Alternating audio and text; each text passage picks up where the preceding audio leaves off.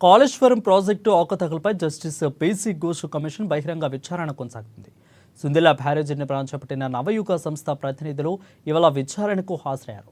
మొత్తం 4 ప్రతినిధులు హాజరు కాగా గతంలో వీరిచ్చిన అఫిడవిట్ ఆధారంగా కమిషన్ క్రాస్ ఎగ్జామినింగ్ చేస్తుంది. ఇక అయితే విచారణ సమయంలో నవయుగ సంస్థపై కాళేశ్వరం కమిషన్ తీవ్ర అసహనం వ్యక్తం చేసినట్లు సమాచారం.